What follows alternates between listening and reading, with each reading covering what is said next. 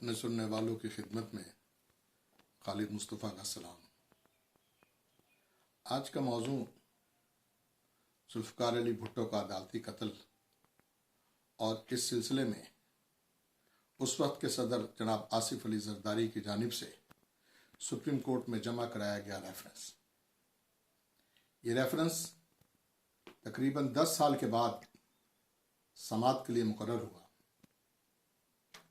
इस रेफरेंस पर बात करने से पहले जुल्फ़िकार अली भुट्टो जो इस मुल्क के पहले मुंतखब वज़ीर आज़म थे, उनके अदालती कत्ल पर बात करना ज़रूरी समझता हूँ। यह हमारे मुल्क की बदकिस्मती है कि इस मुल्क में जब भी आमिरियत आई तो उस आमिर के साथ गठजोड़ करने के लिए सुप्रीम कोर्ट ने अपनी बाहें फैला दी। जस्टिस मुनीर से लेकर जस्टिस साकिब निसार और उमर अता बंदियाल तक एक ऐसी दास्तान है जिसे शर्म करते हुए हर पाकिस्तानी का सर शर्म से झुक जाता है। जुल्फ़िकार अली भुट्टो के मुकदमा कत्ल में सबसे अहम बात यह थी कि उन्हें सेशन कोर्ट की बजाय उस वक्त के chief justice Lahore high court जनाब जस्टिस मौलवी मुश्ताक ने अज खुद बेंच बनाया और उस बेंच की सरबराही की और जुल्फ़िकार अली भुट्टो का मुकदमा कत्ल सुनना शुरू किया। मौलवी मुश्ताक की दुश्मनी जुल्फ़िकार अली भुट्टो से छुपी हुई नहीं थी, वो उनका सदीद दुश्मन था। भुट्टो को सजाए मौत हुई। जुल्फ़िकार अली भुट्टो ने जब सुप्रीम कोर्ट में फैसला किया तो सुप्रीम कोर्ट के फैसले में ये बात वाज़ेह नजर आ रही थी कि 5 जज भुट्टो साहब की हिमायत में हैं और 4 जज भुट्टो साहब की मुखालफत में। लिहाजा इंतजार किया गया कि एक जज रिटायर हो जाए और एक जज को जबरी रुखसत पर भेजा गया और बिला आखिर 7 रुकनी बेंच ने, जिसमें 3 जजिस जस्टिस अनवारुल हक, जस्टिस मोहम्मद अकरम और जस्टिस करम अली शाह, जिनका ताल्लुक पंजाब से था, और चौथे एडहॉक जज जस्टिस नसीम हसन शाह, इन्होंने भुट्टो के खिलाफ फैसला दिया। जबकि भुट्टो की हिमायत में फैसला देने वाले जज जस्टिस मोहम्मद अलीम, जस्टिस दुराब पटेल, जिनका ताल्लुक सिंध से था, और जस्टिस सफदर अली शाह, जिनका ताल्लुक पेशावर से था, उन्होंने जुल्फ़िकार अली भुट्टो की अपील मंजूर की। मैं यहां सूबाई तासुब की बात नहीं करना चाहता, लेकिन यह बात बिल्कुल आया है कि जब भी किसी गैर पंजाबी लीडर का मुकदमा सुप्रीम कोर्ट में आया तो पंजाबी जजों ने उसको कुर्बान करने में जरा भी देर नहीं किया।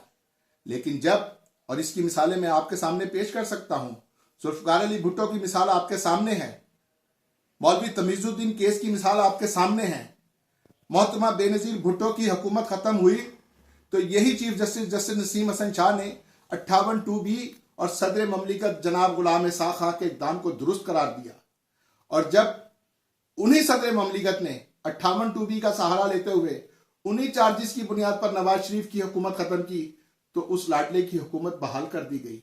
यही वो फर्क है।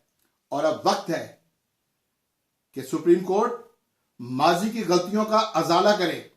मुझे निहायत अफसोस के साथ कहना पड़ता है कि कल पहले दिन ही एक सीनियर जज मिस्टर जस्टिस मंसूर अली शाह, जिनको मैं बहुत कदर की निगाह से देखता हूं और उन्होंने बहुत शानदार फैसले भी किए हैं, लेकिन मेंटेनेबिलिटी का फैसला होने से पहले उन्होंने अपना फैसला सादिर कर दिया कि रिव्यू नहीं हो सकता, क्योंकि ऑलरेडी भुट्टो साहब की रिव्यू पिटीशन खारिज हो चुकी है।